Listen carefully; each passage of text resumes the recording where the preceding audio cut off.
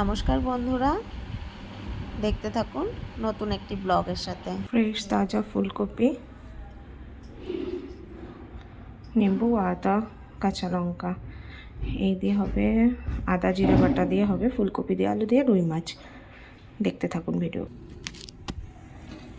फूलकोपी steam कर रही हूँ, थोड़ा गर्म पानी में स्टीम करके इसको निकाल लूँगी। ये आलू है और ये 2 কেজি মাছ ওজনের একটা রুই মাছ মাথা দিয়ে, আর এটা আলু, আর এটা মসুর ডালের বড়া হবে। আলুটা একটু হালকা ভেজে নেব, ফুলকপিটা একটু হালকা ভেজে নিয়েছি।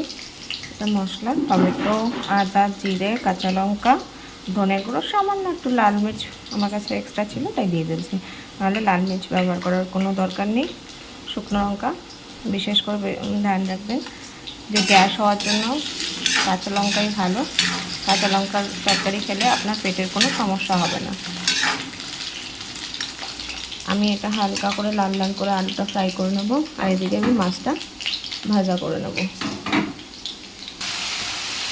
इसमें এটা আমি কালো জিরা, তেজপাতা আর শুকনো লঙ্কা ফোড়ন দিয়ে টমেটোটা দিয়ে দিয়েছি। তারপরে মশলাটা দিয়ে একটু কষিয়ে তারপরে আলুটা দিয়ে দিয়েছি, আর মশলা কষানো হয়ে গেলে একদম তখন ফুলকপিটা দিয়ে দিয়েছি। এবার আমি জল দিয়ে দেবো।